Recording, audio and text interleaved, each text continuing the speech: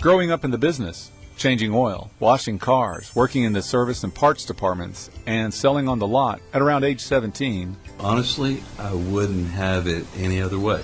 The family's car dealership began with Rex's grandfather Will Kendrick and Uncle Bill Kendrick at the Kendrick Chrysler Plymouth located on North Street across from the Mize department store. The dealership moved through the hands of the family with Mom Betty Kendrick Perry running the office.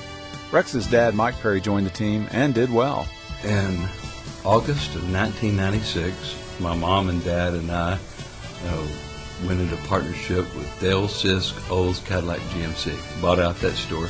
And my brother Hunter and I worked together there for quite a few years. Hunter eventually went on to run the store in St. Augustine. Rex gives credits to his parents for helping start that business.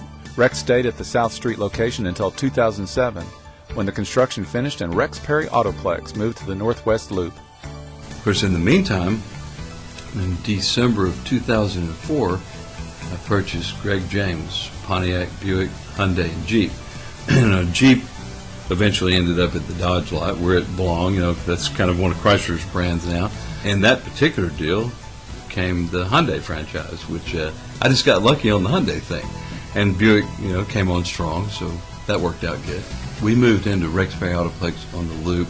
I brought those franchises on North Street, brought Cadillac and GMC from downtown, and brought them all together out on the Loop. In August 2007, he ended up with an empty property at 4017 North Street. So in 2010, he invested in the Polaris and Can-Am ATV lines, added Mahindra tractors and equipment, and along came T-Rex's outdoor store, so I'd have a business in that North Street location. Keeping good relationships with the Autoplex employees is important to Rex. Handing out paychecks personally and giving a sincere thanks to all are what he considers a key to success, because there are easy ways to mess up a dealership, and he trusts his staff to watch and give input on the status of inventory, parts, and finance.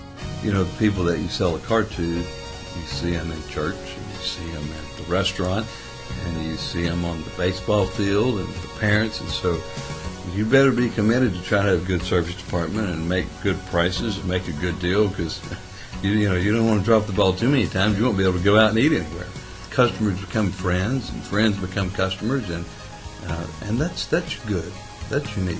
The newest investment in Rex Perry Autoplex will be visible to everyone passing by the dealership. Work started earlier this year on a major remodel supported by General Motors to the original building. The cost of the remodel is offset by Rex agreeing to criteria set up by GM that includes keeping a certified internet manager, certified technicians, well-trained sales and service staff, and a good customer satisfaction rating.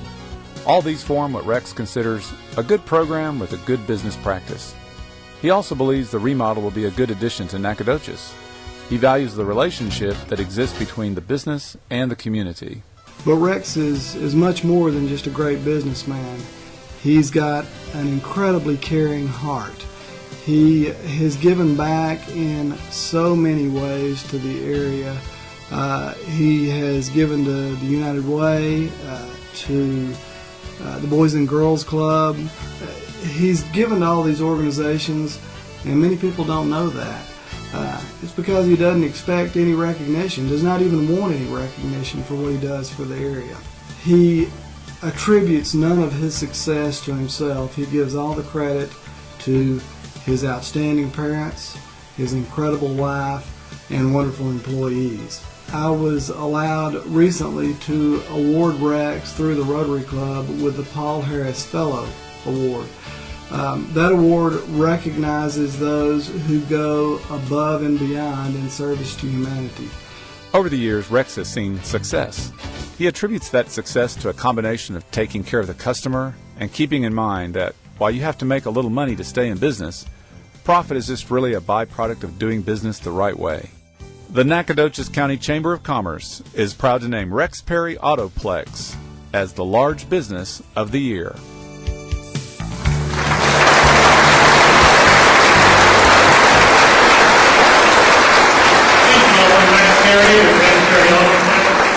And Scott Goodrich with R&J Distributors, sponsor of the Chamber's Large Business of the Year Award. Just jump right up on his stage.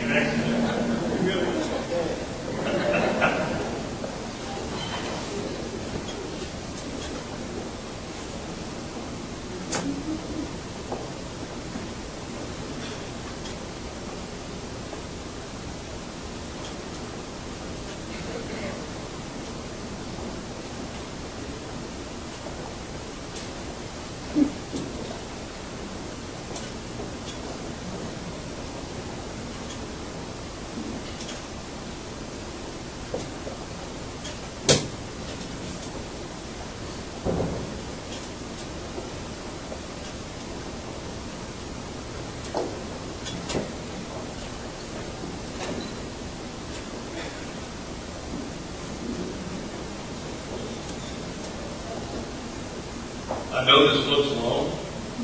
It's just big type, so I can see it. You know, one time my own mom, she said, I don't think Rex ever really thinks about what he's got to say until it comes out of his mouth. He's already said it. And there's nothing that's ever been closer to the truth. I've had people before say, why did you say that? My only answer has been, I didn't know what was going to. So I wrote down some things here to kind of keep you on track. Because I'm straight. You know, this award is a great honor to me because of the large business part, but mostly because of the Nacogdoches part. It's the Nacogdoches County Chamber of Commerce. To be able to make a living in the oldest, greatest place in the world, where you can see your friends and customers at church, and then you go out to a restaurant and see the same people over again. It's something I'll never, ever take for granted or stop appreciating. We live in a place where you can take your son or daughter deer hunting in the morning to a coliseum at a world-class state university, watch the magic of the NCCC basketball team that afternoon, and head to an auditorium to see a ballet or hear a symphony orchestra that same night. And Rayanne said it earlier, but I still can't get over those Nacogdoches dragons.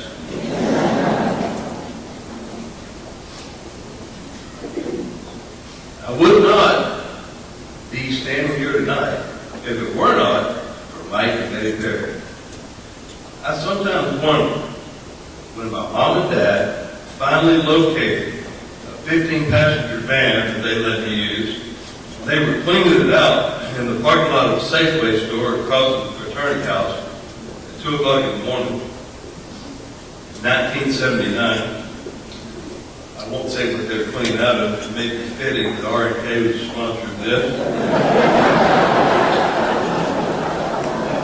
My mom and dad were cleaning the van at 2 o'clock in the morning back in 1979. They were going to loan it out to a church the next morning so they could take it, carry it around. I've often wondered, why did my dad kill me? Why didn't he kill me? But instead he told me another brigade. There were a few other incidents along the way that my brother Ray got me into. I was a little much older than honored for him to give me this calamity. Ray got me lots of messages. You know, I really don't know how the dealership got to be a pretty fair-sized business, but I do know that it started with my parents. They're working long, hard hours, saving their money, living modest lifestyles, and providing a good foundation for my sister Jerry and for my brothers Ray and I. We were taught that what's in your heart is way more important than what's in your pocket. But if you keep your heart in the right place, at the end of most years, you may have a little left in your pocket. And my dad's never been big on compliments. He reminded me that Ray was a better baseball player than me, that my 11-year-old son Michael is a better baseball player now than Ray or I ever were. He's reminded us that Hunter is a better money manager. And he's brought up several times that how in the world can a girl as pretty as my sister have 3 brothers that are all so ugly? It's true. But there has been one compliment that's true. And I'll take it. Mike has said, it's really kind of funny in a way, but it's true. Mike has said, you know, you're not very smart, but fortunately, you realize it.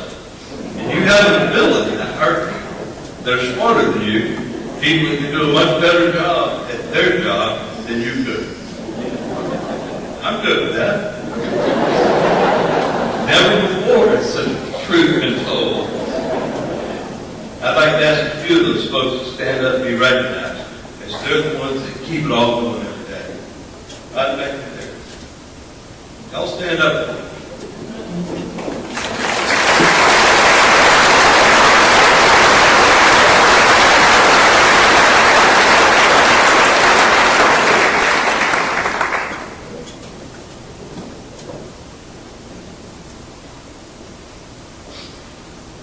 And then there's Rhonda.